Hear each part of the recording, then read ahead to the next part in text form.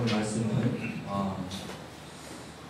설교되고 신실한 자기 객관입니다. 신실하다는 것은 믿을만하다, 정말 확실하다, 이런 의미입니다. 자기 객관화, 다른 말로 뭡니까? 주제 파악, 자신의 주제를 파악한다. 좀 안 좋은 말로 하면 또 좀 멋있게 말하면 자기 객관화라고 하죠. 이 세례 요한의 삶은 생각보다 좀 드라마틱한 부분이 있죠. 예수님보다 6개월 먼저 태어났고, 그리고 마태복음 14장에 보면은 이 헤롯 안티파스와 그 동생 그 빌립의 아내였던 헤로디아를 아내로 취함으로써 결국 그 헤로디아의 딸 살로메에게 요청으로 죽임을 당하게 됩니다. 왜냐하면 헤롯 안티파스, 헤롯 왕이라고 불리죠. 헤롯 안티파스는 그 당시에 자신의 어떤 그 왕으로서의 분봉왕으로의 정당성을 부여받기 위해서 자신은 왕족 출신이 아니었기 때문에 그의 동생이었던 빌립의 아내 헤로디아를 정략적으로 아내로 맞이하게 됩니다.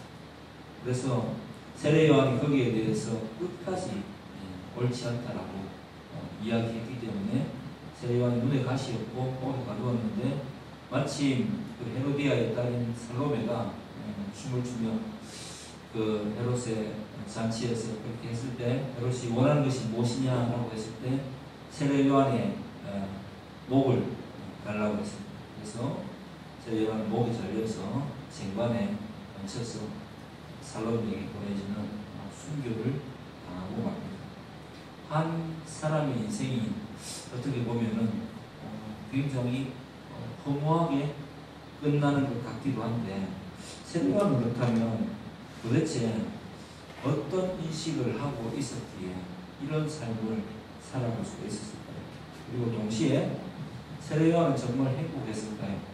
라고 여러분에게 오늘 말씀을 통해서 증가하려고 합니다. 세례 요한의 인식을 알 수 있는 것은 본문에 나와 있죠. 첫째 18절에 보면은 예수님을 하나님으로 소개하고 있습니다. 본래 하나님을 본 사람이 없을 때 아버지 품속에 있는 독생이 뭡니까? 스스로 사신.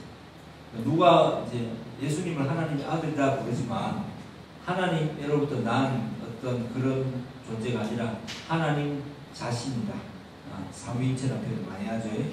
옛날에 제가 이야기했죠. 사랑을 하는 자, 사랑을 받는 자, 성부, 성자, 성령, 이런 비유가 가장 좀 납득하기 쉬운 것이다. 그게 바로 사랑의 하나님을 드러내는 삼위일체적 표현이 좀 제일 근접하지 않느냐, 그런 이야기 여러분에게 전한 적이 있는데, 이 예수 그리스도를 바로 하나님으로 정했습니다. 과거에는 예수 그리스도께서 오시기 전에는 하나님을 보면 죽었습니다. 그래서 하나님을 본 사람이 아무도 없다라고 소개하고 있습니다. 근데 이 하나님을 본 사람이 없지만 하나님 어떤 분이시냐를 보여줄 수 있는 것이 바로 하나님이신 예수님이시다. 이렇게 독생하신 하나님을 예수 그리스도로 소개하고 있습니다. 그리고 이제 자기 자신에 대해서 또 인식하고 있는 게 정확하죠.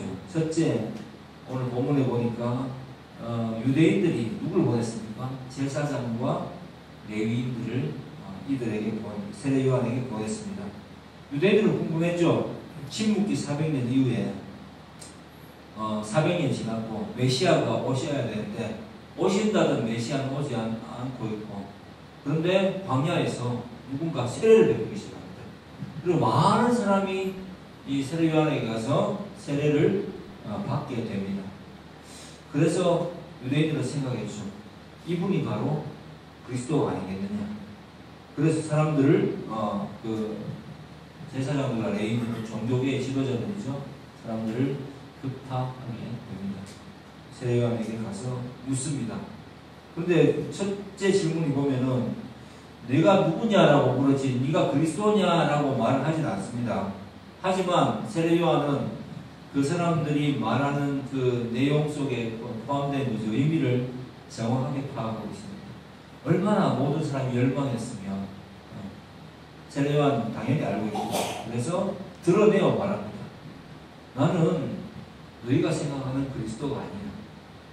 왜? 메시아 대망 사상이 있었을 때 그 유대의 환경은 로마의 지배 아래 있었습니다.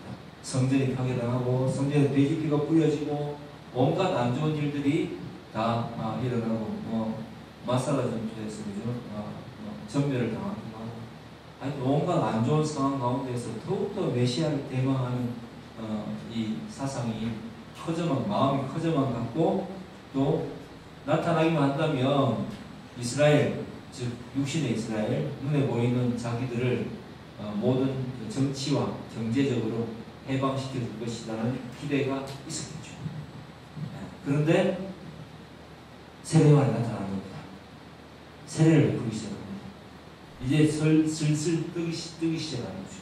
그래서 제사장과 레위인들, 전문가들을 초빙해서 급파한 거죠. 이 사람이 바로 메시아인지 알아봐줘. 세례 요한 그 의도를 파악하고 나는 메시아다, 그리스도가 아니다라고 말합니다. 그러니까 돌려서 또 한번 물어봅니다. 그렇다면 네가 엘리야냐? 이렇게 물어봅니다. 자, 엘리야냐라고 묻는 것은 말라기 4장 5절 한번 가보겠습니다. 말라기 구약성경 마지막에 또 말라기가 그건 아니지만 어쨌든 구약성경 마지막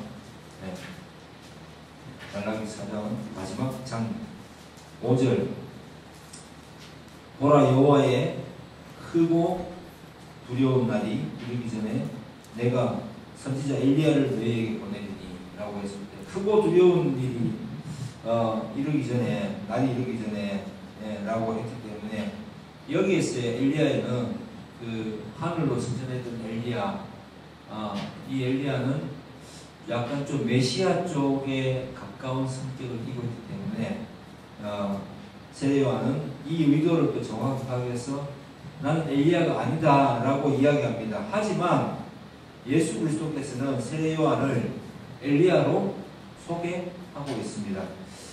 마태복음 17장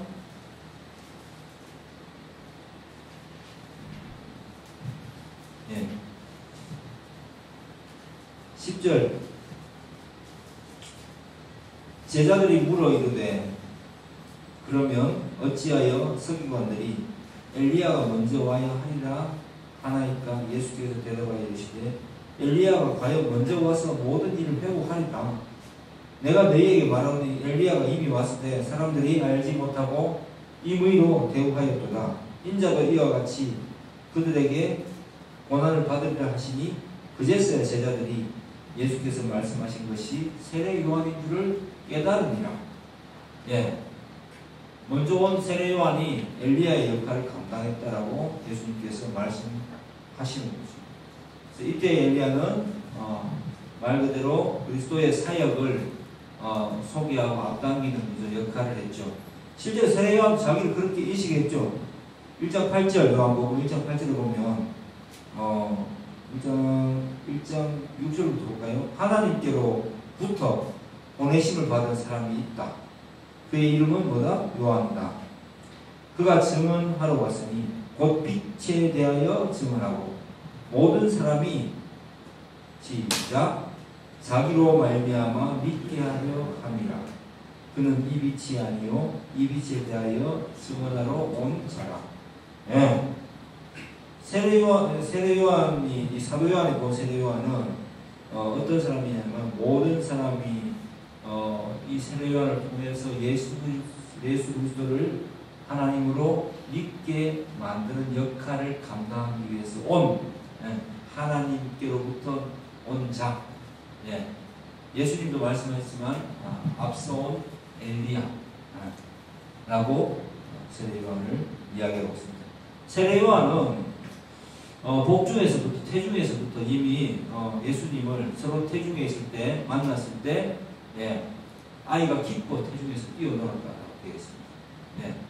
그리스도의 오심을 이미 성령의 충만한 가운데서 인지하고 있었던 아주 그 특별한 기사를 통해서 누가복음에서 소개를 하고 있습니다. 이렇게 자기를 또 이렇게 엘리야가 아니다라고 이제 메시아로 대입시켰습니다. 그러니까 말씀에 대해서 정통하죠. 예. 이들이 말한 엘리야의 느낌을 알았기 때문에 엘리야가 아니다라고 이야기를 합니다. 그리고 그러면 네가 선지자냐 이렇게 물어봅니다. 그 주석이 되어 있죠. 신명기 18장 15절 또 18절 이렇게 보면은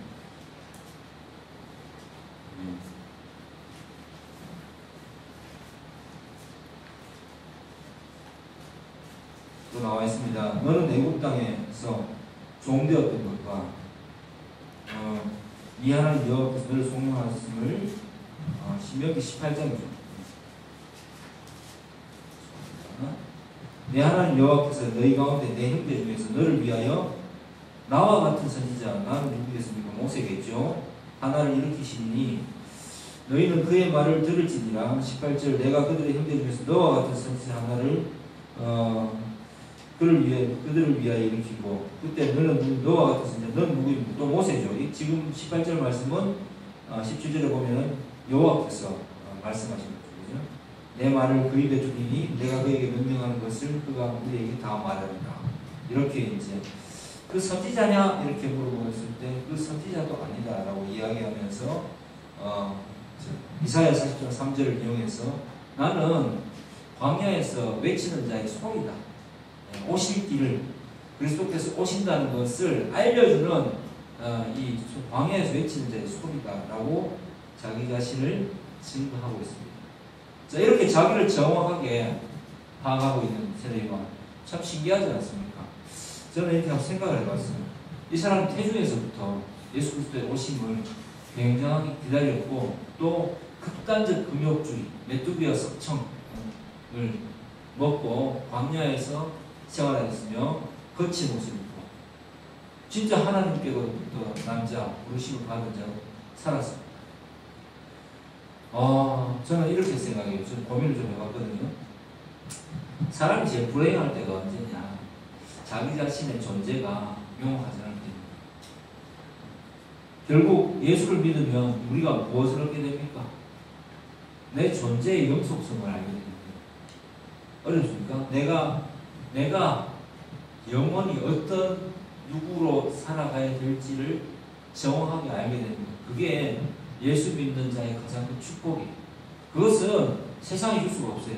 오직 빛이신 요한복음 1장에 나와있죠. 지난주 들었죠. 예수님으로부터만, 창조주로부터만 주어질 수 있는 은혜입니다. 그래서 우리는 계속 그것과 싸우잖아요. 나의 존재가 이렇게 각인되고 알려지기는 시점은 어딜까? 그래서 세상에서 찾아 헤매잖아요. 돈이냐? 명예냐? 혹은 어떤 명성이냐? 이런 걸 찾아서 자기 자신을 끊임없이 거기에 대입시켜보고 그것을 위해서 달려간 인생을 살지 않습니까? 무엇을 위해서? 자기 존재가 가치 있는 것이냐 아니냐 또 이 존재가 영원할 것이냐를 밝혀보기 위해서 스스로에게 증명하기 위해서 열심히 살아가고 있었습니다. 맞죠? 근데 제가 여러분에게 말씀드리지만 그건 세상 속에서 얻을 수가 없어요. 결국 그 마지막에는 무엇이 되느냐면은 허무함이 됩니다. 왜? 우리는 조금의 빛 자체가 없는 사람이에요. 아예 희망이 없는 존재이기 때문에 예수 그리스도를 만나지 못한 자의 인생은 허무함과 낙담으로 결국 끝나게 됐습니다. 무엇을 위해서 달려왔던가? 저 나이가 들면 어떻게 됩니까? 아끼고 힘이 있겠어요? 또 다른 의미를 찾죠, 그죠? 그래서 어떻게 합니까? 누군가를 가르치는 또 사람, 자기의 존재를 증명하려고 하거나 또 다른 역할을 감당하려고 하겠죠. 감독이 되거나 음악하는 사람들만 이야기한다면 또 그리고 나서 그것조차도 젊은 피한테 물려주고 물러나게 되면 그때는 어떻게 할 거예요? 그때는 인생이 참 너무하다는 생각을 하겠죠. 그렇다면은 어떻게 인생이 너무하지 않을 수 있을까? 죽는 그날까지, 네. 죽는 그날까지 내 존재가 빛이 날 때, 내가 누구이냐를 세상 사람으로 치면 사람들로부터, 주변 사람들로부터 인정받을 때, 네. 그 사람은 참 행복하게 죽을 수 있을 것 같다는 생각을 해봅니다. 뭐 그런 영화에 그런 거 많이 나오잖아요. 뭐 복서는 링 위에서 죽고, 마라톤은 달리다가 죽고, 네? 그대들은 악기 불다가 죽으시고, 그렇게 하면은 행복할 것 같다라고 이야기하지 않습니까? 왜 그런 비유가 나왔겠어요? 존재가 확실하게 내가 누군지를 모르면 증명을 못 받는 거지. 왜 자기 스스로를 증명할 수가 없어서 그래요. 존재의 영속성을 보장받지 못하는 거예요. 그런데 세례 요한은 태어나기 세상에 나오기 전부터 이미 뱃속에 잉태했을 때부터 자기 존재에 대한 확신을 하나님께로부터 부여받은 자예요. 그러니까 세상이 감당하지 못할 사람이 되는 거지.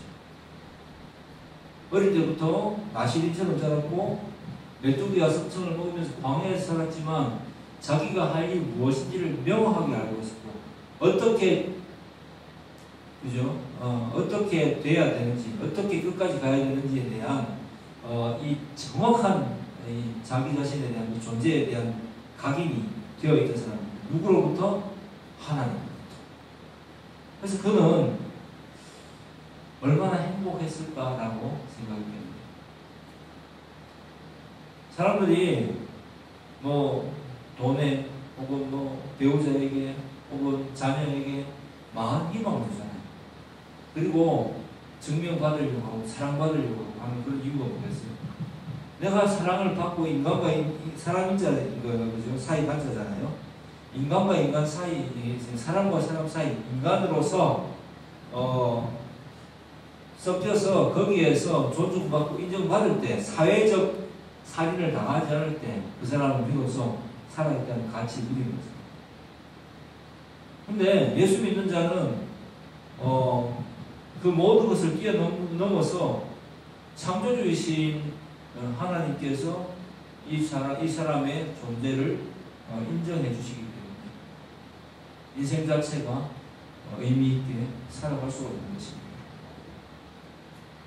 그래서 말씀을 가까이 할 수밖에 없고 말씀을 가까이 할 때 하나님께서 나를 어떤 식으로 사랑하신지를 깨닫게 되고 예수님이 누구이신가를 깨닫게 되고 내가 어떻게 살아야 되는지를 명확하게 깨닫기 때문에 말씀이 충만한 다른 말로 하면 성령 충만한 삶을 살아갈 때 예수 믿는 사람만큼 행복하게 살아갈 수 있는 사람은 없는 것 같아요.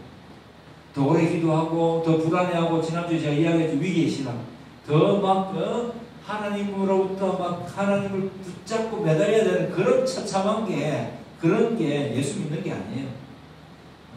그냥 그저 값없이 은혜로 나를 구원해 주시고 죄인된 상태에서 예수 그리스도 중심적인 가치관을 바꿔주신 그 은혜를 누리면서 내 존재 자체가 그것을 깨닫고 예수 안에서 어떤 일을 당하든지 간에 이것이 감당할 만하다라고 예수님께서 내게 부여하신 삶이다라고 믿으면서 살아갈 수 있기 때문에 그래서 예수 믿는 사람은 행복한 것입니다.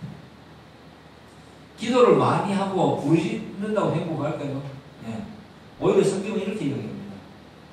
고난을 받을 때, 좀 힘들 때 기도하고 감사하고 좋을 때는 뭐 안 했습니까? 찬송하라 했습니다. 찬송. 즐겨라 하나님을 이렇게 말씀하고 있기 때문에 그래서 이 세례 요한은 굉장히 행복한 삶을 살았다라고 저는 보여집니다. 우리는 그런가요? 만약 그렇지 않다면 내가 예수님을 믿는 것이 의미를 잘못 알지 않나. 예수님을 내 인생에 조력자로 끌어들이는 그릇된 신앙관을 갖고 있지 않나. 내가 필요할 때 급하게 찾아야 되는 어떤 나의 소원을 이루어줄 어떤 종교적 대상으로 믿고 있지는 않느냐를 한번 살펴봐야 됩니다. 그런 신앙은 행복할 수가 없어요. 예수님이 원하시는 신앙이 아니기 때문에 자기가 만드는 자기의 허상이요, 그릇된 신론이요, 신관이요, 성경이 말하는 하나님을 믿지 않기 때문에 그런 사람은 교회 생활을 열렬하게 할 수는 있지만 행복하게 할 수는 없습니다. 열심은 있지만 기쁨이 없는, 처절하지만 뭔가 성취감, 끝없이 추구해야만 하는 그런 종교적 삶을 살아갈 수밖에 없을 것입니다. 신앙은 그런 게 아니라는 거죠. 예수를 믿고 막 내가 막 열심히 사람들을 도우고 내 존재를 드러내기 위해서 하는 게 신앙생활이 아니라 내가 이미 다 받은 자답게 살아가는 게 예수님인 거예요. 내가 감당할 수 있을 만큼 내가 다 받은 자답게, 내가 예수님의 은혜를 체험한 자답게, 예수님이 나와 함께 하시는 것을 믿는 자답게 살아가는 것을 신앙이라고 합니다. 세례 요한은 그게 완벽하게 됐던 사람입니다. 여러분들은 어떻습니까? 자, 그리고 또 이제 성경에서 나오는 거 강해니까 봅시다. 바리새인 보낸 자들도 맞죠. 그래서 이제 세례 요한의 정체가 자기가 아니라 그러니까 태도가 확 바뀌죠. 그리스도도 아니고 엘리야도 아니고 선지자도 아니고 네가 뭔데 도대체 세례를 왜 주느냐. 이때 네가 뭔데 왜 세례를 무슨 자격을 주느냐 할 때 이 세례는 그들이 생각하는 세례는 무엇이었습니까? 이방인이 유대인으로 유대교로 개종할 때 세례를 베풀었습니다. 그 당시에는.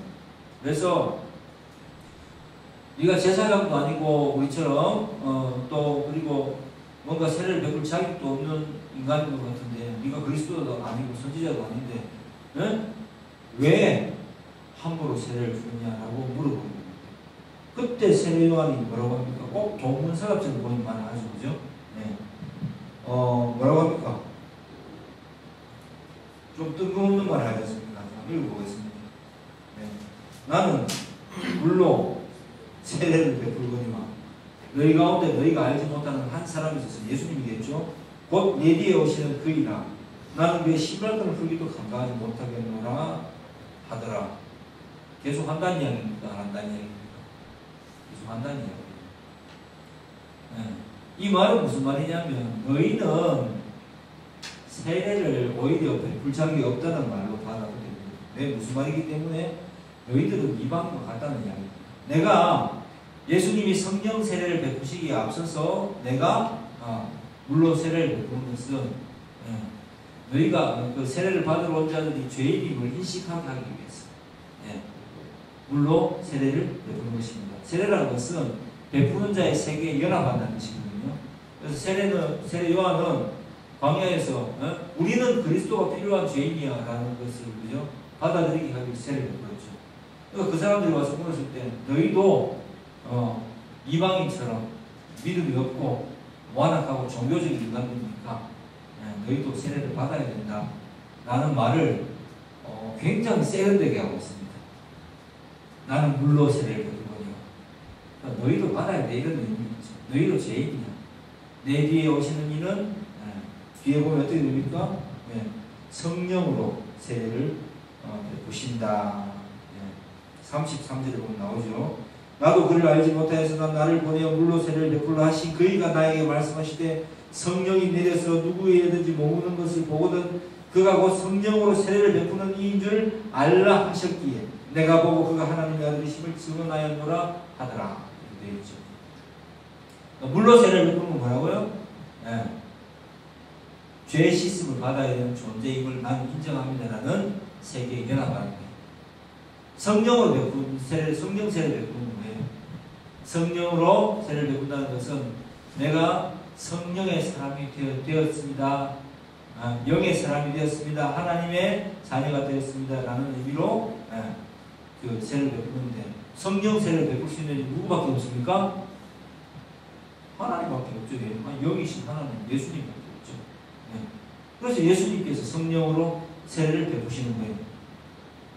우리가 혼동하는 게 있는데 성령 세례를 뭐 세컨 블레싱 두 번째 받게 되면 응?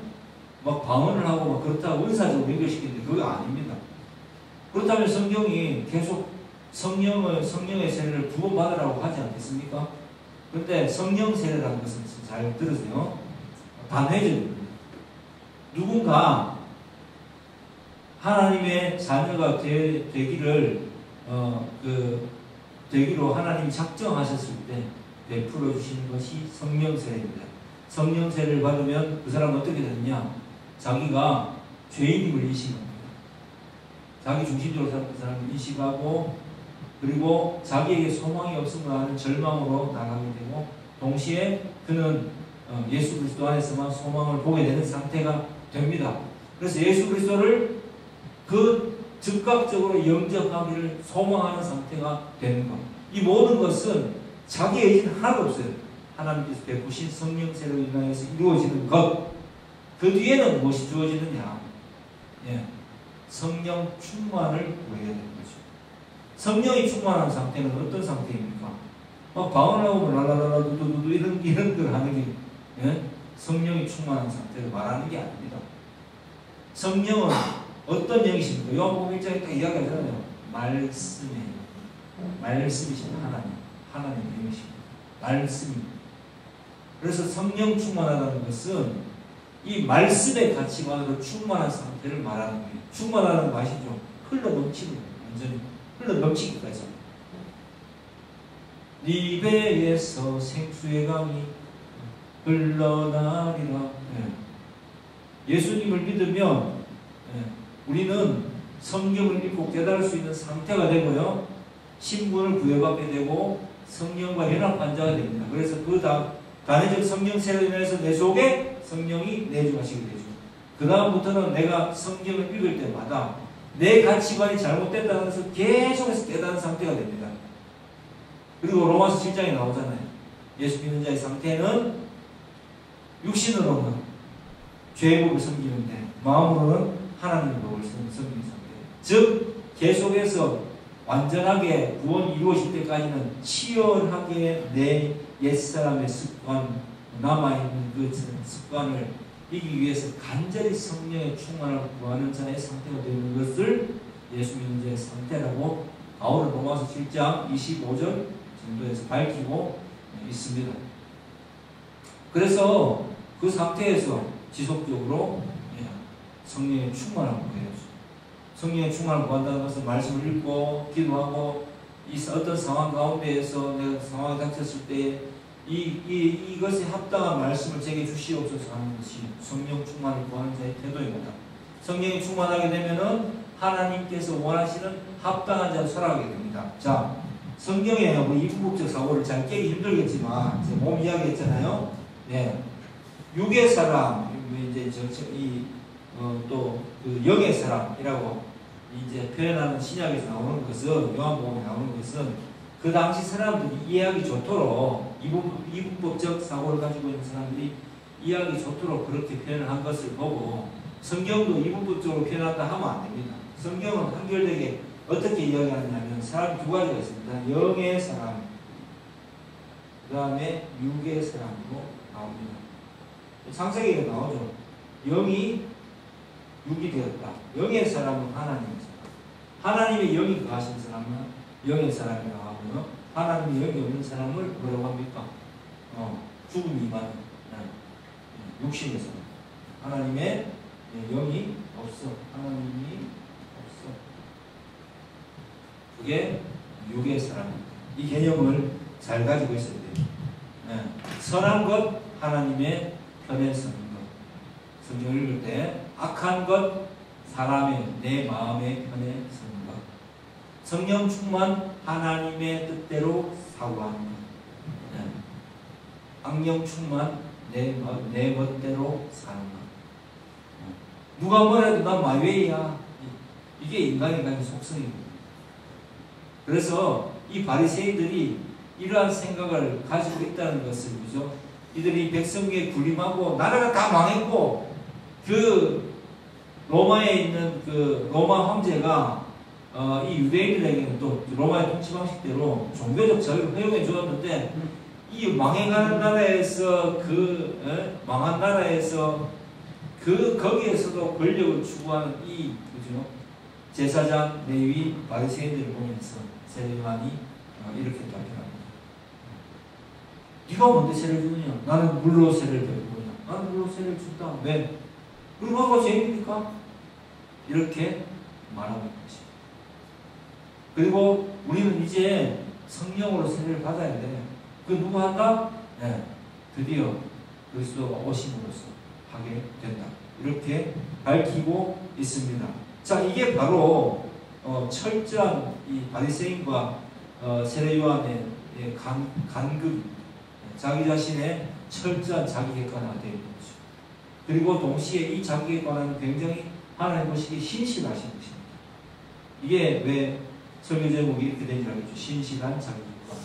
우리는 예수를 믿기로 내가 결심하는 것이 아니라 주님의 은혜로 예수님의 은혜로 진짜 어둠밖에 없는 상태에서 어느 날 빛이 탁 비칩니다. 그래서 예수를 믿게 되는 겁니다. 자, 지금 여기 예수님 잘 안 믿겨진 사람 분명히 있을 거예요. 네, 잘 모르겠고 그 사람에게 제가 자기 그렇다고 생각하는 사람이 제가 알려드리고 싶은 것은 그래도 예배를 참석해야 돼요. 왜? 말씀이 선포될 때 그 순간에 말씀의 영이신 성령께서 언제 여러분의 마음을 탁 만져서 바꾸게 할지 모르기 때문입니다. 예수님은 영적 마스터가 아닙니다. 그냥 로드입니다. 우리의 주님이십니다.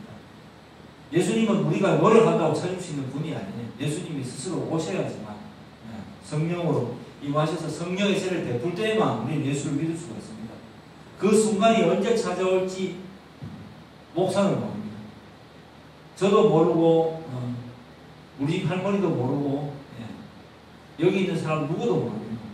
다만 약속하신 것은 전도에 미련한 것으로 사람을 구원하시기 기뻐하시는 하나님 뜻이 분명히 있기 때문에 이 전도 지금 제가 도를 전하고 있지 않습니까? 기교, 진료, 생명시 예수를 증거할 때 어떤 순간에 여러분의 마음이 계속 들었을 때 무반응했는데 갑자기 마음이 바바박 흔들리면서 혹시 내가 진짜 잘못 살아간 건 아닐까 이런 어떤 조짐이 시작되게 됩니다. 그리고 택함받지 못한 자는 그렇게 걱정만 하다가 19년 뒤에 나오죠. 세상 염려와 재기에 막혀서 가시밭에 뿌려진 시처럼 그냥 막혀버리는 사람이 있고, 결실하는 자는, 옥토는 뭡니까? 결실하는 자, 밭이 정해져 있죠. 결실하는 자는 예수님을 받아들이고 자기 자신이 회개에 이르고 신실하신 예수님을 따라서 성령을 받고 예수님의 자녀답게, 하나님의 자녀답게 살아갈 수가 있게 될 것이기 때문에 꼭 예배에 참석하고 말씀을 듣는 것이 가장 중요합니다. 소망이 있는 거예요. 그래도 들어야 되지 않겠나라는 사람이 소망이 있는 거죠. 그 언저리에서 있어야지 소망이 있는 거죠. 그것조차도 안 된다면 정말 소망이 없게 되는 것입니다. 여러분에게 또 아직도 믿지 못하는 당신에게 하나님의 은혜가 이 시간 임하기를 주의 강력하게 축복하며 권면합니다. 축복합니다. 그렇게 되기를 주님의 이름으로 선포합니다.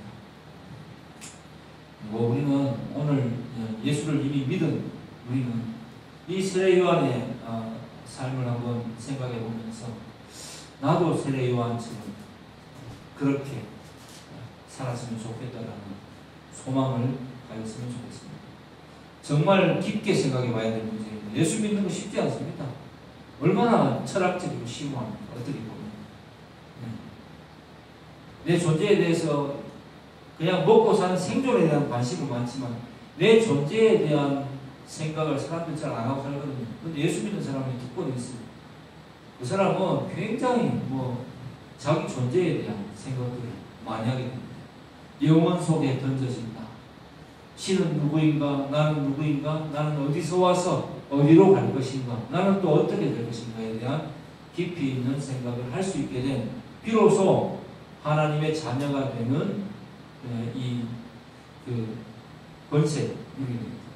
권세는 영어로 하면은 권세는 어떤 뭐 특권 이런 게 아니에요. 오히려 authority 뭐 그냥 권위 이런 권위, 품위 이런 게 주어지게 되는 것입니다.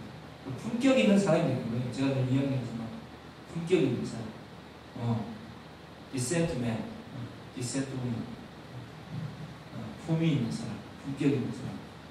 그 품위가 뭐겠습니까? 생존만 보고 쫓아가는 그냥 그죠? 사람에게는 품위라는 게 없잖아요.